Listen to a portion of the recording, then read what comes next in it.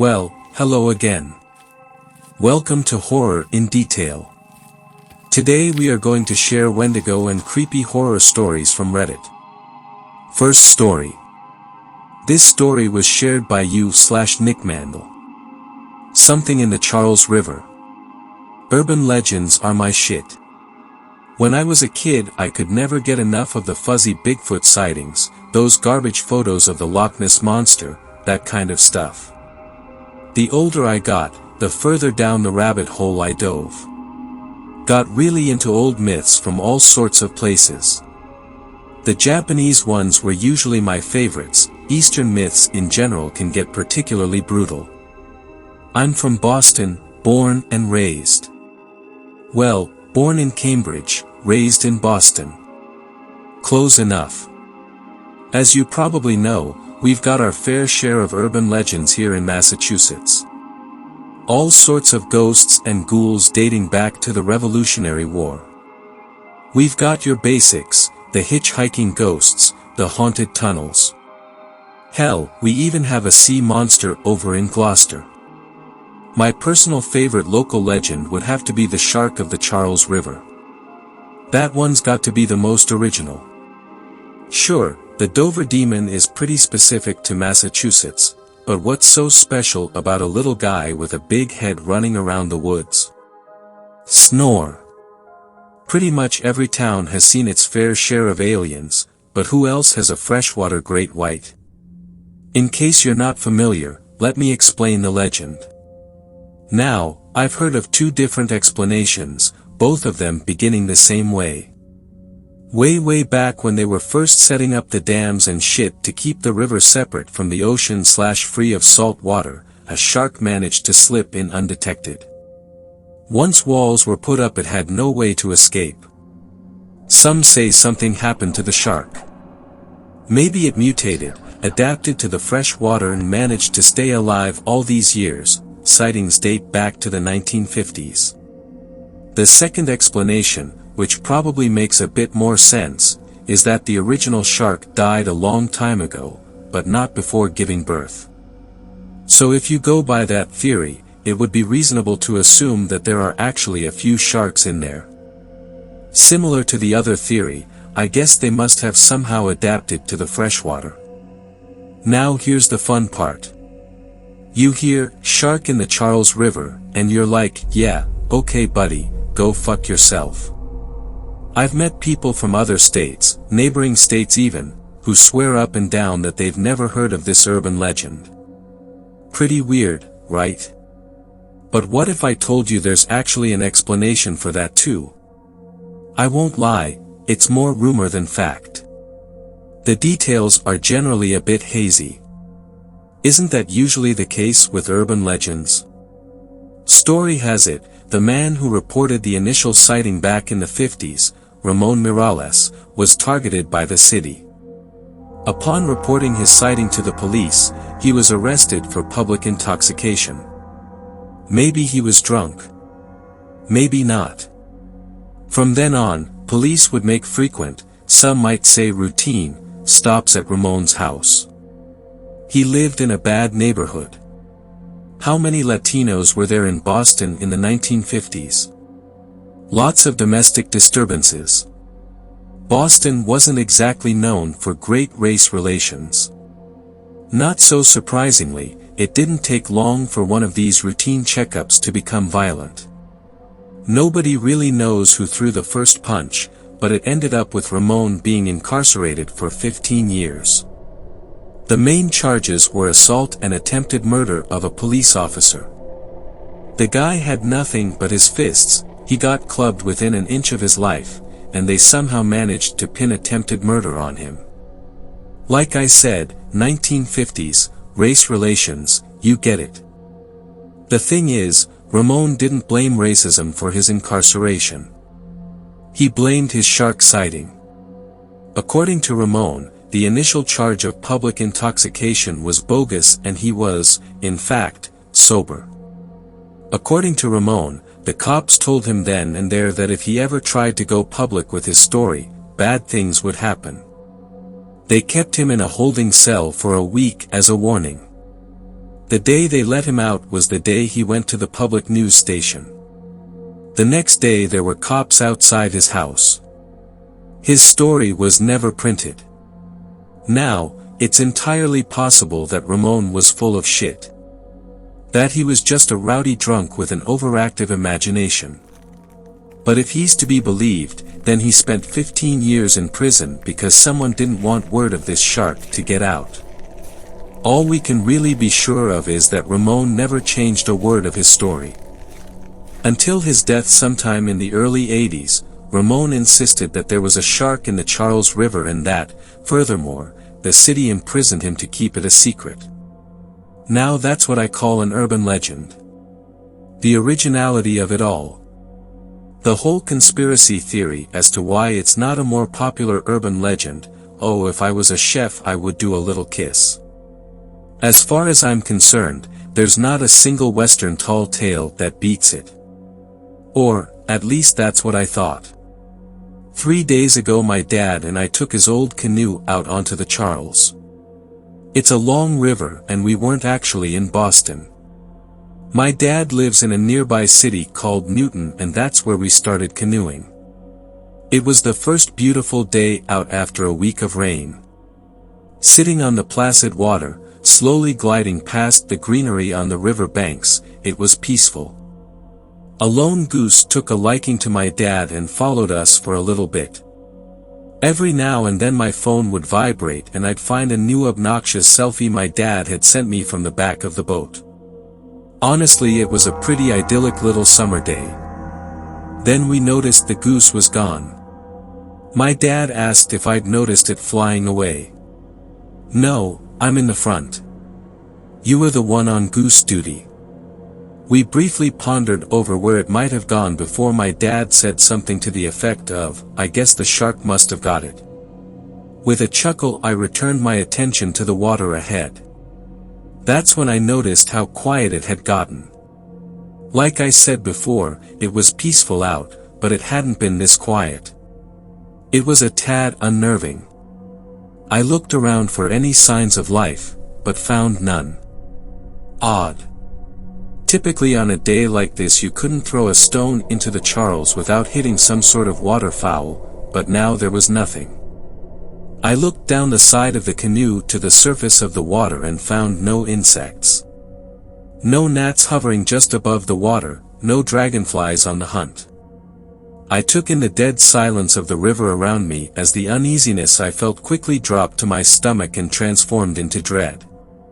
I turned around in my little seat and looked at my dad. He wasn't rowing anymore. He too seemed to notice the uneasiness in the air, but said nothing.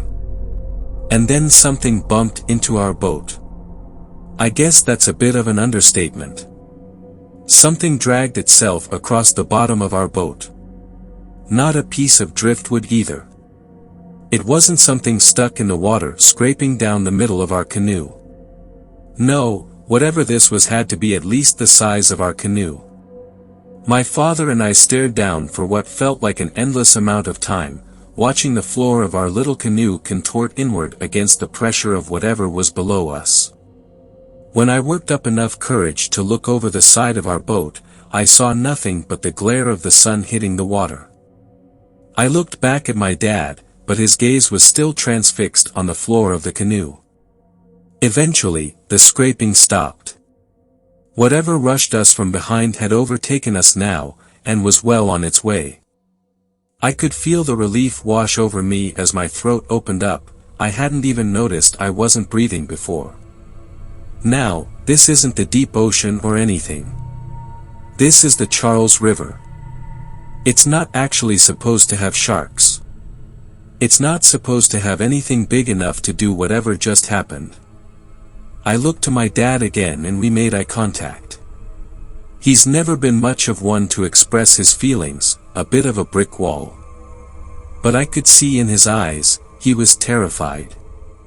I turned around in my seat to look out at the water ahead, see if I could catch a glimpse of whatever lurked beneath. I immediately had to shield my eyes from the glare on the water. Golden hour. Great. But I did see something. Further up ahead, under the shade of an oversized willow tree, was a small patch of crystal clear water, unaffected by the sun's glare. I saw it. I don't know what it was, but god damn it, I saw it. A mass of black, moving just under the surface of the water. I couldn't even make out a real shape to it, but I could tell it was bigger than any shark I've ever seen. My dad saw it too. So, is there a shark in the Charles River? I don't know. I always wanted there to be, but I never really believed it. Now, I have no idea what to believe. Could there be a shark? Maybe. Did I see a shark? Hell no. Like I said, whatever I saw was way bigger than a shark. Big enough to make me feel like more people should know about it. Not to sound like a conspiracy nut, but I'm honestly starting to feel a little suspicious that more people don't know about it. Something so big, you'd have to put in some serious work to keep it a secret, right? Anyway, I guess there's no big climactic ending. I don't even really have all that great a story. I saw a big shadow in the water, big fucking whoop. You don't have to believe it. You just have to read it. Forward it, tell it to people. More people should know about the thing in the Charles River. Second story. I worked as an overnight security guard at a local college. I quit after seeing something in the parking lot. I had just gone through a pretty rough divorce a few months ago. For the brief 2 years my ex and I were married, most of our nights ended up turning into shouting matches and insults. We were always so loud we had gotten several noise complaints and an eventual ultimatum that we could be thrown out of the building. Anyway, we ended the whole thing, and she got the most of everything. The house belonged to her family, along with most of everything in it. She let me only have my clothes, some photos, and my dog, Riley. I was short on money at the time. Luckily, a friend of mine let me stay in his home for as long as I needed. While there, I was looking for a better paying job to help me get my life back on track. My search led me to an opening for a campus security guard at the local community college. I arrived at the interview, to learn that this was a job for the night shift. I wasn't too sure about taking the job at first, but my bills and growing debts weren't going to pay off themselves. Needless to say, I started the next night. The campus itself was a decent size, both in terms of area and the number of students. The core campus includes 14 educational and auxiliary buildings. The security office was by the south entrance of the college, situated on the second floor of the parking garage. The two senior security guards, James and Darnell, walked me through my job description. My task every night was to complete 2 full searches around campus, checking all the buildings and monitoring the security cameras. My shift would start at 9:30 at night and go through 6 o'clock in the morning, by which time I'd take the bus home. The job itself wasn't too bad. I kind of developed a friendship between James and Darnell, since there was a brief period of time our shifts would overlap. By the time they both left, it would be midnight for me, and I'd be alone on campus. It's so surreal how such a place that's bustling and full of students can quickly empty out and turn silent. When my shift starts, there's usually a few cars left in the lot for those who took evening classes. Some instructors and other staff would sometimes work extra late, but those instances were rare. In short, my interaction with other people besides my coworkers was almost non-existent. Sometimes on break or in between circuits, if it stayed quiet on campus, I'd read a book, or listen to spooky stories on my phone. After listening, I would start to feel a little creeped out for being in a campus all alone after dark, but I got used to it. It killed the boredom until I started my next circuit started. I wouldn't find much of anything out of the ordinary, aside from the random object left behind by a student, which I would bring back to the lost and found. I just had to make sure no one else was hanging around after closing. After coming back, I would check the security footage in case I missed something. There were a few screens recording specific spots with the most activity during the day. One for each parking lot, one for each floor in all the buildings, and one for the administrative office. I got decent pay every couple of weeks. After a while, I moved out of my friend's house and got a small apartment and was saving up for a used car. I felt like my luck was starting to turn around finally. Then, I had the scariest experience of my life. I was left alone around midnight like always. The campus was absolutely deserted at this time like normal. It was summer during this time, so the night was pretty warm. I felt like I was building a bit of sweat in my security uniform while doing my first circuit. I came back to the security office, after finding nothing of note, and checked the camera feed. I found nothing in any of the screens until I checked the one for the south lot, near the office. While the screen was small, I could discern the moving of a large shadow across one of the lamp posts. It was doing nothing but moving back and forth across the light. The shadow looked too large to be some small bird or animal. I deduced it had to be someone parked off screen, so I couldn't visibly see them. I went out there to check things out and found nothing there. If it were a person just fucking around, they would have to have left a sign of their presence. There was nothing left behind. I didn't hear a car driving off, or any noise for that matter. I scoped the rest of the south lot to find the source of the shadow. Still nothing. I sighed in annoyance at the thought of some jackass deciding to waste my time. Nothing else happened the rest of the night. I got used to sleeping during the day, but all I could afford to sleep on was a cheap couch that was anything but comfortable. It was rare that I got a full 8 hours of sleep on it, and to top it off, the AC unit had crapped out. My cheap apartment had gotten warmer, making much harder to sleep. I got to the college at the start of my shift with maybe 5.5 hours of sleep. I had coffee, but it only lasted for so long. With it being extremely late, my office feeling cool, and it being quiet everywhere, I started feeling drowsy. Sleeping on the job wasn't allowed, of course, but every now and then I let myself have a brief nap to refresh myself. So I set my head on the desk and fell asleep instantly. I was later jolted awake. A feeling of something very wrong switched my tired mind on alert and woke me up. I rubbed my eyes and checked the monitors to see if anything was up. I looked at the camera feed for the south lot, and my eyes narrowed. Beneath one of the lamp lights, a person was standing. Not doing anything, just being very still. I couldn't make out any details, but this person had long black hair, and looked very tall for almost reaching the light. I looked at the bottom of the screen and found the camera was still recording. Whoever the camera was showing was still there. The feeling that jolted me awake intensified, and I was aware of myself shaking. A chill colder than the air inside the office crept up my neck. My body was reacting to some sort of danger the image was giving off. Still, a weird person on the security footage was not an excuse to not do my job. I got to the lot in under a minute, and I saw that person still standing under the lamplight. Just being dead still. Their back was facing toward me, and their head seemed to be bowed forward. As I approached closer and tried to get their attention, I found that this trespasser was very tall and lanky and was wearing a dirty white dress. I called to her again, asking if she needed help, but didn't respond. She just kept standing like a statue where she was.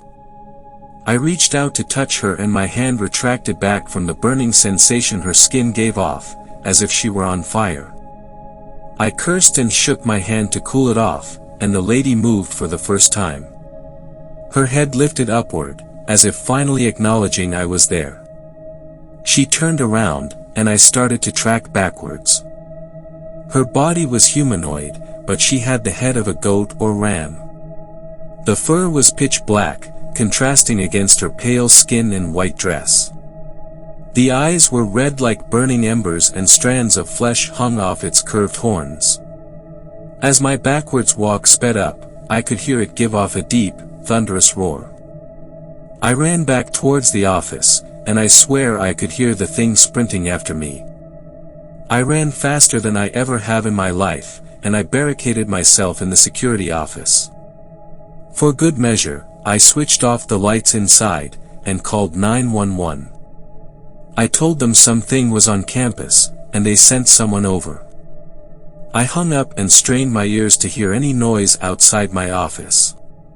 It was hard to notice anything other than the pounding of my heart working overtime. It felt like an eternity before I heard the knocking at the door. The cops notified their presence, and I slowly opened the door. They questioned me about what I called for. When I told them, they looked at me as if I were a mental patient or a drug user. I played the footage back for them, and there the thing was. At the very least, they weren't going to arrest me for making a fake emergency call, but with the trespasser gone, there wasn't much they could do. They left, and I was once again alone. This time I was very afraid. Not that I was alone, but afraid that I wasn't alone, and that thing was still out there. I wasn't taking any chances. I waited in that office, and kept the door locked until the end of my shift. I left a note saying I resigned immediately, and I never went back. Third story. This story was shared by you/turquoise umbrella. This is how you kill a Wendigo. My twin sister Janessa was murdered at age 16. I witnessed it like a coward from atop a tree in the forest where it happened. I'd actually blacked out the memory for a while. I knew she was dead, but I couldn't remember how it happened. It wasn't until I tried therapy that it slowly came back to me. I was also reminded of how much my parents used to fight. Our family was planning on a camping trip the day before my sister's death. Before leaving, my parents erupted into another massive fight. Janessa and I had been looking forward to the trip, and once again our parents' awful communication skills was ruining it before it even began. We snuck out of the house and took a lift to the forest. We left our phones at home, not caring whether our parents would be worried sick. We enjoyed ourselves the first day. I set up our tent, made a fire, had s'mores, and did all that stuff one typically associated with camping. The next morning everything changed. I woke up alone in our tent. Outside I hear my sister talking to someone. Inquisitive, I opened the tent and saw someone sitting at our now out campfire who looked just like me. The figure transformed as soon as Janessa realized it wasn't me. Together we ran off, that thing rushing after us with heavy steps. I was faster than my sister and a bit more athletic. I grabbed onto a tree branch and climbed up a tree. Janessa was not so lucky. I watched it happen. I watched that thing tear my sister to pieces. I'm still haunted by her screams. I also understand now why she always appears badly mutilated in my nightmares. I stayed up in that tree overnight, my sister's corpse lying in the leaves. Her remaining eye always staring up at me. While in therapy there was a moment when I suddenly recalled the hallucination I had the morning after my sister's death. I thought I saw her corpse clawing at the tree where I hid. She wanted me to come down and join her. It caused me to panic and cry out. A couple of men who had been camping in the area heard my screams, and at last I was rescued. My parents don't argue anymore. I hardly see them at all anymore since my sister's death. We're an upper-middle-class family. Over the last couple of years my parents have frequently gone on vacations. They don't tell me where and I never ask. I usually just wake up and find out they've left yet again. I'm out of high school now and I have no career path yet. I've only really had one thing on my mind since I remembered what killed Janessa. Now I'm returning to the forest where she died. Now I'm going to go after the thing that killed her. I've been preparing for this, and if it is a Wendigo like I've suspected, then I'm more than ready to take my revenge. This is how I'm doing it. I took a lift again. Had the driver known what I was carrying in my bags, I doubt they would have let me in. As I sat there, the realization of what I was doing grew heavily on me. What the hell am I doing? I've been talking myself up for the last couple of years. As much as I want a glorious victory, the closer I've come to this day, the more I daydream about dying the same way Janessa did. As angry as I am with my parents, I don't think they deserve to lose their only remaining child. But I just can't move on knowing that thing is still out there. My legs were as dense as gold once I tried to exit the cab. The driver watched awkwardly as I struggled to pull myself out while putting on my backpack and working to carry the other supplies. Why was I doing this alone? I don't want anyone else getting hurt in this, I think was my reasoning. But God, I wish I wasn't out here doing this alone. With each step I took into the forest, the more the terror numbed. I was in the domain of the Wendigo now. I wasn't entirely sure how much of the information about them was real. I knew they could change their appearance. I know that their true form is just like the drawings people have made. There's no way to be an expert on these things unless you've actually dealt with one. I'm still not sure why it decided not to come after me. Based on its size, I doubt it would have had any difficulty. Instead, I'm still alive and crazy enough to come back and pick a fight. As I set up camp, I found myself jumping at the sound of any bird call or movement from a nearby animal. The way I hammered in my tent, I knew I was calling attention to myself. In my left pants pocket was a gun. Like werewolves, I'd heard that silver bullets were necessary to kill Wendigos. What if I'm wrong? The thought had been with me ever since I'd stepped foot back into these woods. I stopped frequently while setting up. Behind a nearby tree, I was almost certain I could see someone watching me and then hiding behind it again. I didn't bother to walk over and check it out. I finished up my tent and made up my sleeping bag inside. As I did this, I heard calls that sounded almost human off in the distance. It probably knew I was here. The minutes went by slowly, but soon dusk set upon the forest. I built a fire like the one Janessa and I had made. I roasted 2 marshmallows. Despite her absence, I made a s'more for her as well, resting it on a sizable rock near the fire.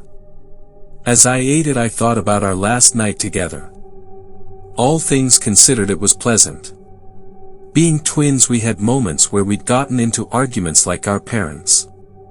We'd fought one another. We had our problems. But that night had been pleasant. I'd actually been glad we decided to camp without our parents. As frightened as I still was, I felt a warmth not from the fire. A sense of calm overcame me as my memories were suddenly flooded with the good times Janessa and I had. The good times were not for long. I could hear footsteps not far behind me. Jeremy. I could never forget that voice. It sounded just like Janessa, but I knew it wasn't her. For some reason I felt compelled to sit there calmly. As it approached, I could tell it was going over to take a seat at the rock where I'd left the s'more. I glanced delicately to my right. I watched as a figure that looked almost identical to the Janessa I remembered pick up the s'more and take a bite. "That's not yours." I surprised myself blurting that out. The fake Janessa ignored me, continuing to scarf it down. My terror turned to anger. The thing responsible for my sister's death was standing right next to me, mocking my grief. I didn't wait for it to finish.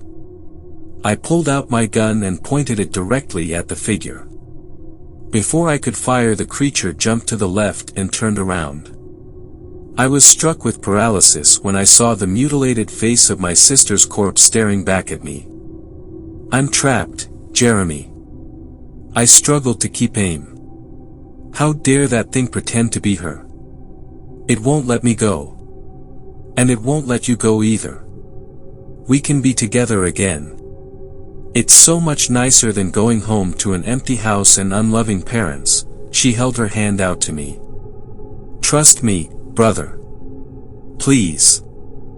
My trigger finger felt as though struck with a serious case of arthritis. Janessa took a step towards me. "Wait, no. It's not Janessa. Why did I suddenly forget that? Feed the forest with me, Jeremy. It's so much better being dead. Prove it." At last I pulled the trigger.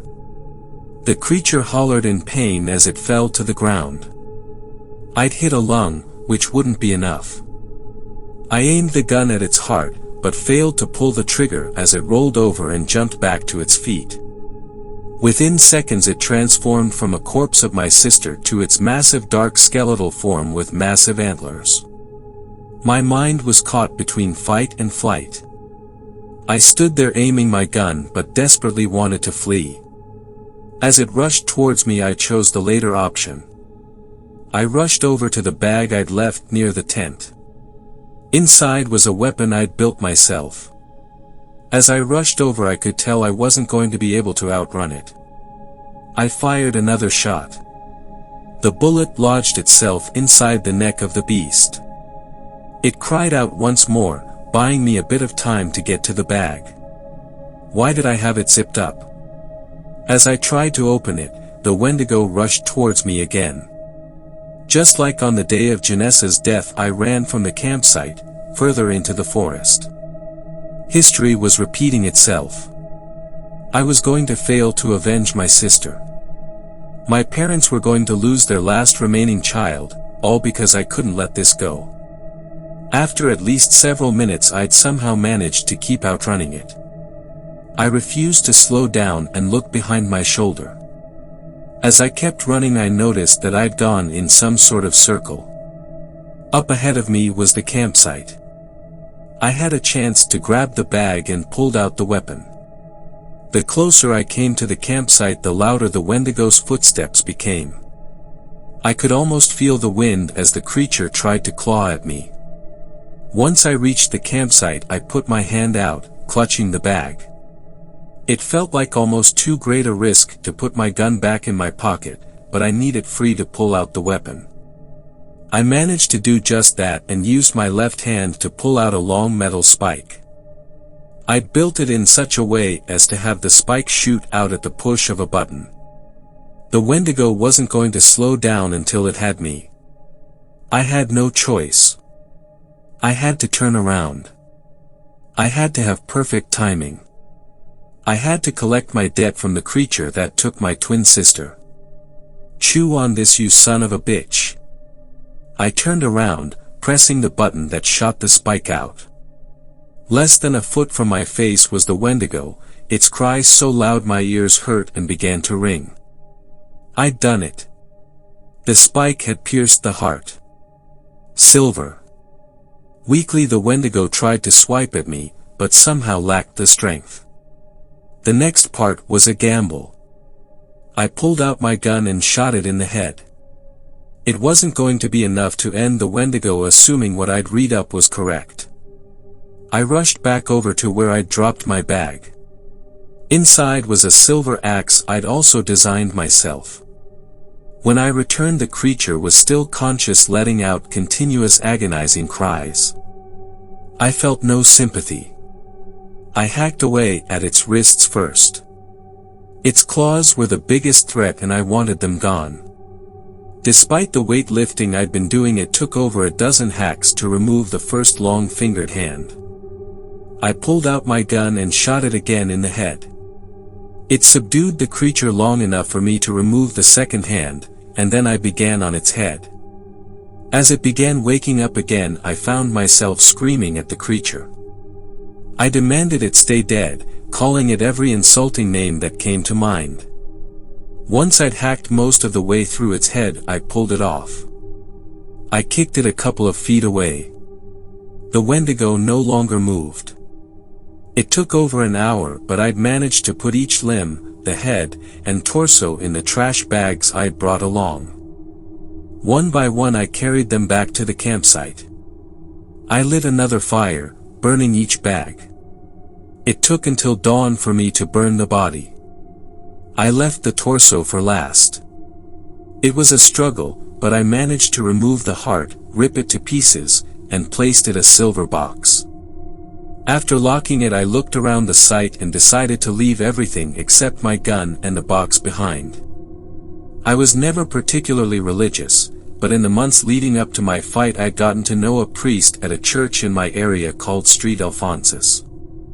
Luckily for me, he was there when I arrived with the silver box.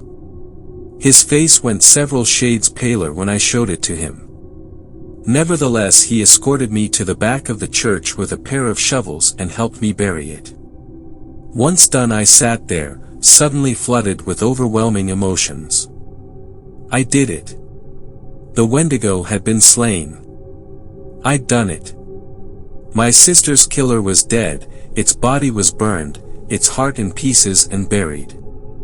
Janessa. I cried out. I kept my promise. I killed it.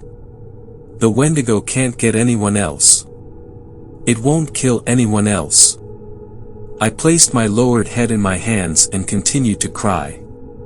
I'm sorry I wasn't braver before, I whimpered. I'm so sorry I wasn't stronger before. I placed some flowers on my sister's grave an hour later. I talked to her tombstone as though she was there listening. I'd like to believe she was, and that she was pleased with my accomplishment. Afterwards I returned home and slept through the day and all night. Once morning came, I heard some noise downstairs. I went down to see that my parents were home and sitting down to breakfast. They stopped and looked over at me, saying nothing. I walked over and pulled up a seat. I had no appetite at all. How was your trip? Where did you guys go? My parents exchanged looks before my father replied. We went out west to visit your aunt and uncle. Did you enjoy it? I had difficulty keeping my chin from quivering as I lowered my head again. Jeremy, sweetie, what's wrong? Both my mother and my father got up and came over to me. Why do you keep leaving me alone? God damn it, I'm the only kid you have left. Don't you give a fuck about me? They hugged me tightly, offering apologies. I could have sworn I felt another pair of hands on my shoulders. Their light touch was the most comforting of all. I really hope Janessa is proud of me. But a new task was ahead of me now. A harder task perhaps. I was going to have to figure out how to reconcile with my parents. Our family had been broken long before her death. We'll never be whole again, but I know with some effort we can be better than this. I hope she can continue to give me the strength to put myself together as I progress into adulthood. Fourth story. This story was shared by you/Beardify. Why I stay away from haunted houses. I still remember how the screen door slammed that October evening. My foster father's voice, however, was even louder as he shouted after me. Just where the hell do you boys think you're going? I gestured over my shoulder at my friend Brett's car, idling at the end of the gravel driveway. I was going to a haunted house with some friends from school, I explained over the rumble of the motor. Over my dead body. Frank yelled. Get back up here. I couldn't understand what I'd done to make Frank Liddell so angry. He and my foster Missouri, Pam, were a little rough around the edges, but they weren't the exploiters or religious nut jobs that I'd feared when I was first put into foster care. They'd been nothing but kind to me so far, although the look on my foster father's face suggested that was all about to change. I wasn't scared of Frank Liddell, but I was afraid of what might happen if my new family rejected me. Giving up a haunted house seemed like a small price to pay to avoid the other kind of foster home that I shook my head at Brett. He rolled his eyes and drove off in a cloud of exhaust fumes, taking my hopes of fitting in at my new school with him. From now on, I'd be known as the loser who didn't celebrate Halloween. I dragged my feet on the way back to the porch, but all my irritation disappeared when I saw my foster father up close. He'd fallen, rather than sat, on the rocking chair beside the door. He was watching me with the shell-shocked pale expression of a man who just narrowly avoided a gruesome accident. "You ever been to one of those things before?" he asked. "A haunted house, I mean." I shook my head. That was part of the reason why I was so eager to go. They got all kinds now. Ones with mechanical monsters. Ones where people in masks can jump out and grab you. At some of them, you gotta sign a waiver, saying they're not responsible for whatever they do to you. You really sure you want to go to a place like that? I hadn't thought about it, but I doubted that the local spooky attractions in the small town where the Liddells lived was known for over-the-top horror. In fact, the bright orange flyer I'd found had said that the place was kid-friendly. Frank rambled on. Course, most places just put out those warnings for show. If they ever really did hurt anybody, they'd be out of business overnight, provided that they were ever really in business to begin with. I mean, you never really know for sure who those masked figures are, do you? The ones who you've given permission to come out of the dark, touch you, maybe even drag you off someplace. Sure, it might just be an underpaid actor in a plastic costume. But can you really be sure? I'd heard rumors like that before, campfire stories about serial killers in costumes who snuck into Halloween attractions to hunt their victims. I'd never paid them much attention, but the look on Frank's face made me reconsider. I'm not just talking about a couple psychopaths here. What I want you to think about is this: why do haunted houses exist? I shrugged. I didn't know where this bizarre conversation was going, and at this point, I wasn't sure I wanted to find out. But Frank wasn't done. Don't think I can't see the appeal. Of course, getting scared is sort of fun, if afterwards you walk back out into the sane, ordinary world you left behind. But what if you don't? What if it's the houses that want people to go inside, and not the other way around? I took a deep breath. So my foster father thought that buildings can have personalities. There were worse kinds of crazy to be, I reminded myself, and looked wistfully down the country road where the fumes of Brett's car still lingered. This was my life now, and I'd have to make the best of it. I muttered an apology and moved toward the door, telling myself that I should count my blessings. But Frank's hand wrapped around my wrist like a claw. Look, I'm willing to bet that nothing would have happened if you boys had gone to the haunted house in town tonight. People visit haunted houses all the time, right? Nothing happens to them, well, most of them. But if it did, would anyone notice the pattern? Think about it. If a cop or university professor suggested researching haunted house disappearances, they'd be laughed out of a job. So people look away, and it keeps happening. Frank drank a swig of water like a man throwing back a shot, and for the first time I wondered whether the water that he always carried with him was really a substitute for a different sort of bottle. Halloween wasn't always the big flashy holiday that it is today. When I was your age, we had a few hay bales and pumpkins in front of the town hall, some cardboard witches in the windows of the elementary school, and that was about it. If you wanted something fancy like a rubber mask or a costume party, you had to go to the big city. Frank sighed. I shouldn't have yelled at you.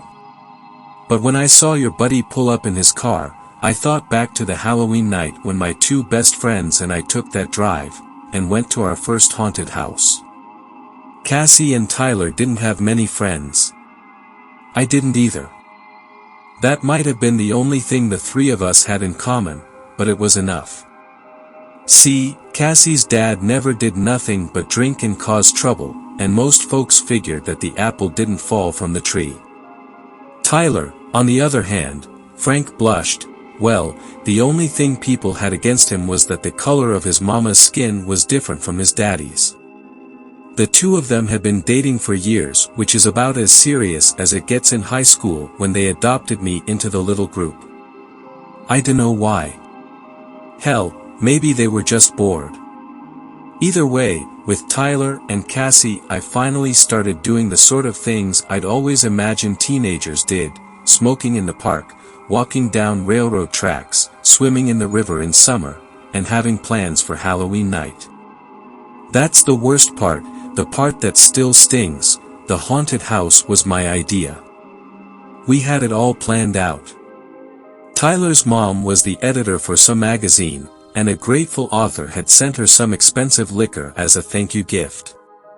Tyler would steal the bottle and give it to Cassie, who would leave it out for her dad after school. By 6 p.m. he'd be blackout drunk, and Cassie would snatch his keys and pick us up on the way out of town. We'd go to the city, where we'd trick or treat like little kids, visit a haunted house, try to sneak into some college parties. With the full moon rising and that fall wind in our hair, it felt like anything could happen. We had it all planned out. Frank repeated, and shook his head. After buying some silly discount masks and gorging ourselves on candy bars from the rich neighborhoods, we headed for the haunted house. We hadn't kept track of time, and Cassie was afraid we wouldn't get there before close, not to mention the line. None of us were used to the city, and just finding a place to park among all those cars was a nightmare. It felt like the house, with its creepy lighting effects and soundtrack of evil laughter, was teasing us. Cassie left the car in front of a fire hydrant and we took off down the sidewalk, hoping we weren't too late. The ticket guy was a kid our age in zombie face paint and an oversized pinstripe purple suit. He told us that the house closed at half an hour before midnight, and we were 3 minutes too late. All he wanted to do was finish cleaning up and go home, but I guess the look on our faces made him change his mind. He sighed, took our money, and pulled back the red velvet rope in front of the front porch stairs. The place had probably been some rich farmer's estate, once. Now it was gray, gaunt, and rickety. There was something hungry about the way it loomed over us as we walked inside. The double doors creaked open automatically, a nice touch, I thought, and we stepped into a hallway lit only by creepy blue bulbs. Tyler made a joke about what shows up in blacklight. We all jumped a little and laughed when the doors slammed shut behind us. It must have been a pretty fancy house in its day, but the hallway Tyler, Cassie and I walked down was bare except for plastic skeletons and fake cobwebs. It had a sad, barren look to it, like whoever had set up the haunted house didn't have the budget to decorate it the way that it deserved. Halloween-themed songs played from a speaker somewhere, and candles flickered in a couple jack-o'-lanterns, but that was about it. The three of us were pretty disappointed. We'd expected movie-quality effects, not cheap junk that we could have bought at the dollar store back in town. We'd almost reached the staircase at the far end of the hallway when a laughing woman with a rope around her neck fell from the ceiling. The rope brought her to a halt just above our heads, and we all screamed. Up close, it was clear that we were just looking at a mannequin dressed up like a witch, but that wasn't what had startled me. See, I would have sworn that what I saw was Cassie, eyeless and bone-thin, like she'd been falling so long she'd starved to death. Tyler gave the mannequin a shove and chuckled as it swung on its rope. Cassie shushed him. It didn't seem right, disturbing the silence like that. The echoes were all distorted, like the hallway was somehow bigger than it looked. I put my foot on the first step of the staircase and everything went black.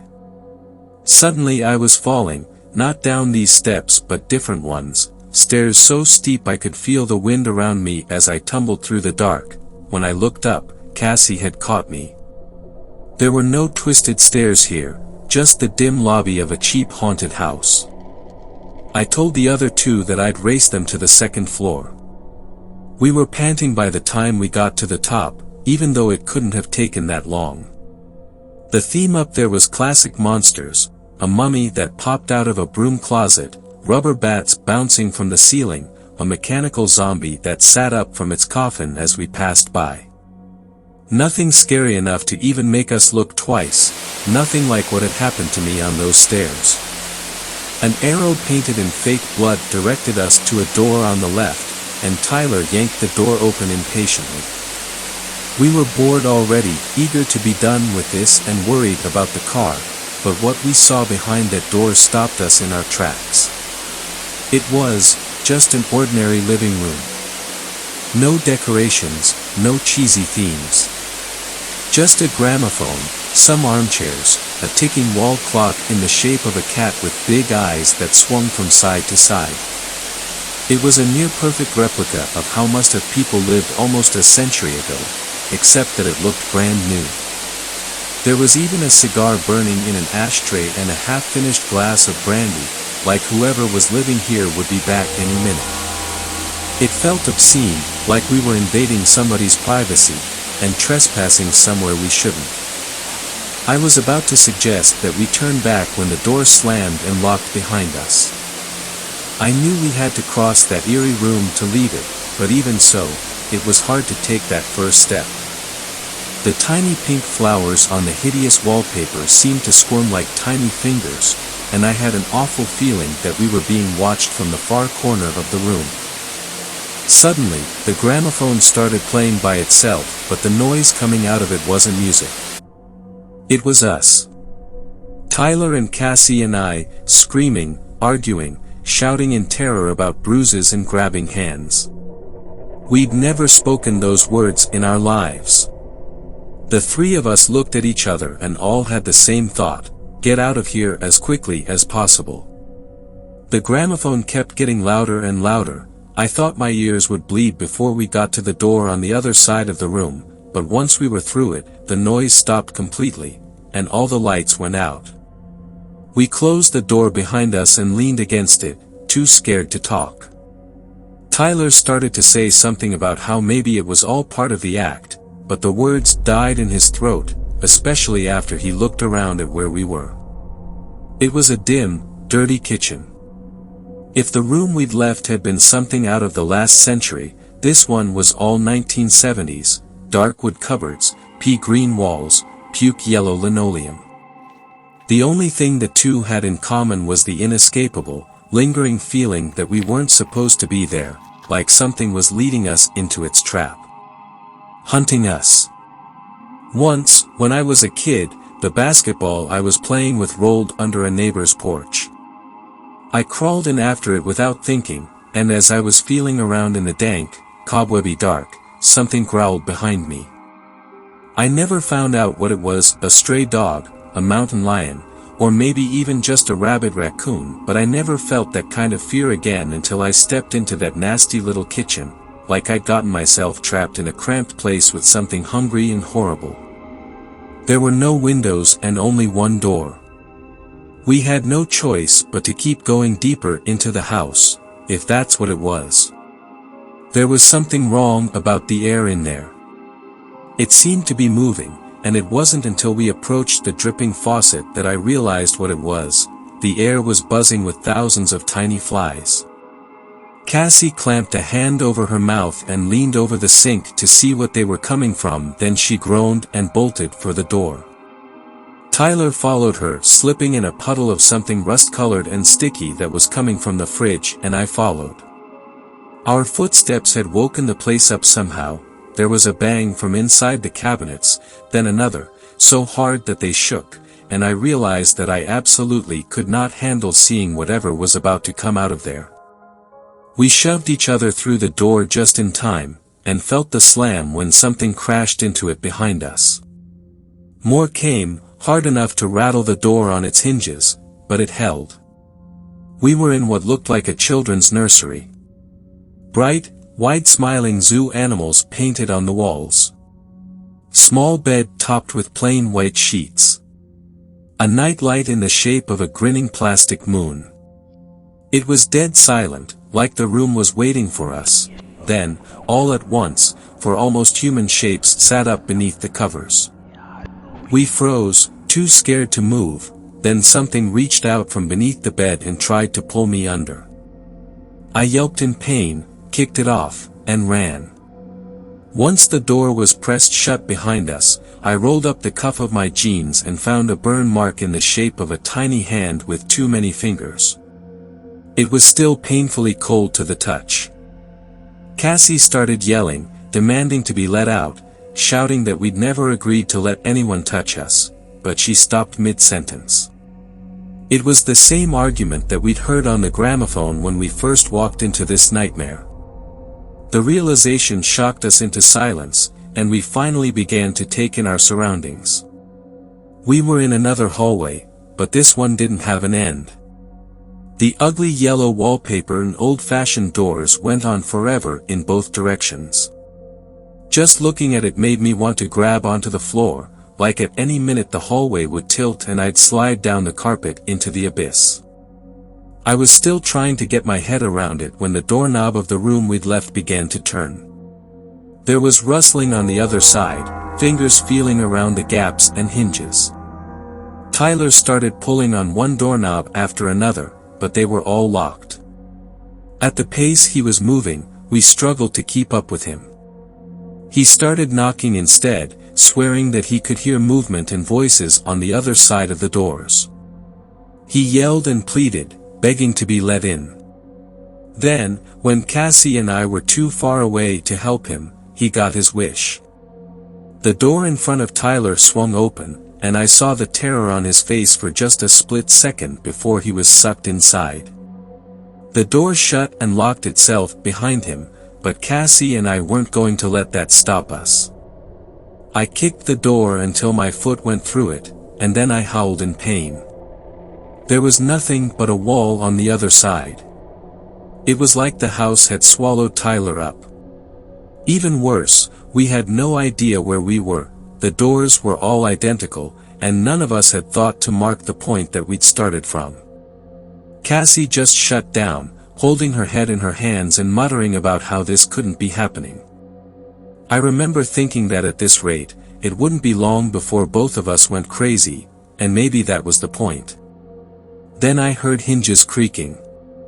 By the time I spun around, the door was wide open. There was nothing but darkness on the other side, at least that's what I thought at first. Once I got closer, though, I saw the stairs. Narrow, uneven, with a plunge into the blackness on either side, and no guardrail. I ever mention that I'm scared of heights? I couldn't do it. I told Cassie that I'd starve to death in the endless hallway before I'd make myself climb down there, but she wouldn't take no for an answer. Through a mix of pleading, insults, and holding my hand, she finally got me moving, even though I had to crawl backwards to do it. Those steep, jagged stairs were made of something slick and cold as ice. A black wind blew around us as we crawled downwards. It felt like being on the edge of a mountain peak, even though I knew that was impossible. We were still indoors, weren't we? Or maybe, on the other hand, we hadn't been in that cheap haunted house for a long time, just maybe, we'd been swallowed by someplace else. Before long, the stairs were so tall and narrow that it was almost like being on a ladder above empty space. I was so tense that I started shaking, and I guess it's no surprise that I slipped. I slid downward, unable to grip the narrow steps and knowing that at any second I might fall into the nothingness on either side, but Cassie caught me. It happened exactly as I'd envisioned it earlier that night, just like the yelling that we'd heard on the gramophone. So what about the mannequin, the one that had looked like Cassie, long dead and falling through empty space? Clinging to the almost vertical steps, I shouted my friend's name even though I knew that it was already too late. By grabbing me, she'd unbalanced herself and gone over the edge. She probably didn't even have time to scream. Cassie had been so sure that the stairs were our way out, but what if they had been a trap all along? After all, we hadn't opened the door to the darkness, the house had. I climbed back up the stairs as quickly as I dared, and found the hallway above exactly as I'd left it. Well, not exactly. There was an end to it on either side, and there were sounds, cars driving by outside, the hum of a heating system, and the teenager who'd taken our tickets yelling about how I wasn't supposed to be back there, and anyway, the haunted house was closed. Of course, I filed a police report, a lot of good that did. When I told them what had happened, they decided my friends and I were junkies on a bad trip. Later, they kicked around the idea that we were in some kind of satanic cult and that I'd killed them myself. In the end, I guess they just decided that the whole thing was too complicated and strange to bother with. Tyler's family moved away without a word to anyone, and Cassie's dad drank himself to death before Christmas. The neighbors said that at night he would scream out her name, like he didn't know she was gone. I stayed where I was and did my best to forget about the whole thing. As you can see, it hasn't worked out. The sun had set while Frank had told me his story, and in the twilight gloom he looked almost like a ghost himself. I didn't know what to say. I mumbled something about how it was getting cold on the porch, and headed for the screen door. "I'm not asking you to believe everything you hear," Frank smiled. "Just promise me that, as long as you live under my roof, you'll stay away from haunted houses." I nodded, and Frank pulled himself up from his rocking chair to follow me inside for supper. That's when I noticed the scar on his ankle, a scar in the shape of a small, six-fingered hand.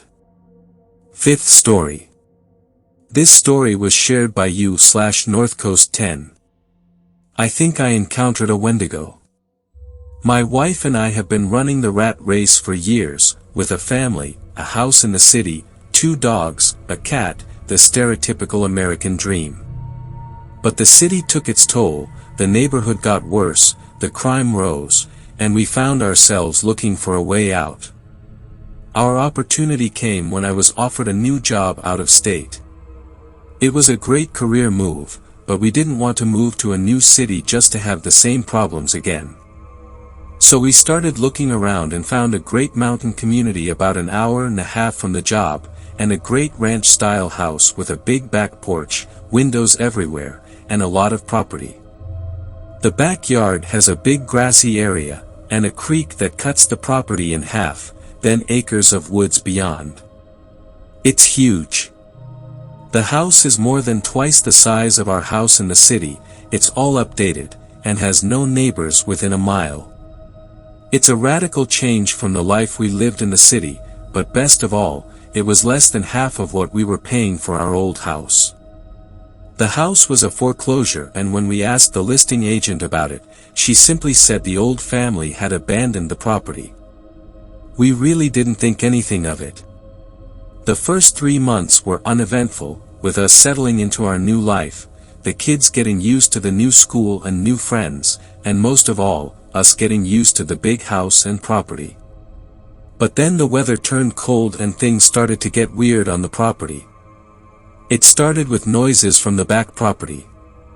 Things we chalked up to being in the woods, then the motion lights around the house started going off randomly. Once again we just chalked it up to being in the woods. But last night, it all changed. Last night was the most terrifying night of my life. One of the dogs was at the back door whining and scratching. I assumed he needed to go to the bathroom, so I grabbed my flashlight and walked out the back door. Instantly something felt off. The dog bolted for the back property, growling and snarling. It was a cold night, about 30 degrees, but the dog plunged straight into the creek and out the other bank, running off into the woods in the back of the property. Flashlight bouncing, I ran after him, calling his name. I got to the creek and made my way across the makeshift bridge, trying desperately to follow him. I could hear the dog still growling and barking from somewhere up ahead, and I pushed further away from the safety of the house and deeper into the woods. That's when I heard it. A shriek like I've never heard before in my life. It was a mix of a moaning wail and metal on metal. It echoed through the trees and then froze me in my tracks. My dog bounded its way back to me and cowered down behind me. I turned around and could just make out the warm glow of the house behind me, and the cold dark ahead of me. I swung my flashlight around wildly looking for the source of the noise. And that's when I heard an even more terrifying noise. Out of the cold silence, my wife's voice floated all around me. "Babe," the voice called out. I whipped back around and could just barely make out the image of my wife, safely inside our house. The voice called out again.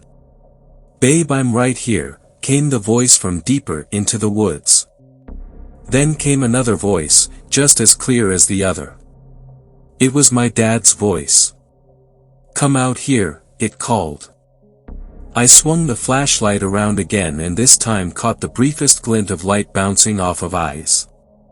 The creature was in my beam of light for barely a second, but it was tall, maybe 6 feet, and ashen white. It had long spindly fingers that grasped the trunk of a pine tree, and then it was gone. I turned back and ran towards the house. I ran headlong into the icy creek and stumbled. My dog ran past me, making it back to the yard and up to the porch. I dug my hands into the freezing, muddy bank and pulled myself out, not stopping to look back. When I reached the porch, I scrambled inside. My wife ran over to me, asking what had happened. I just shook my head. I'm not certain myself what happened. I had a growing sense of dread tonight as the sun began to fall. We kept the dogs inside, and I haven't dared to look out the back. But as I sit here typing, one by one, my motion lights in the backyard keep going on. Thanks a lot for watching the video till the end. Subscribe to our channel Horror in Detail. Drop your opinions/suggestions in the comments section, and like the video as it helps with the YouTube algorithm.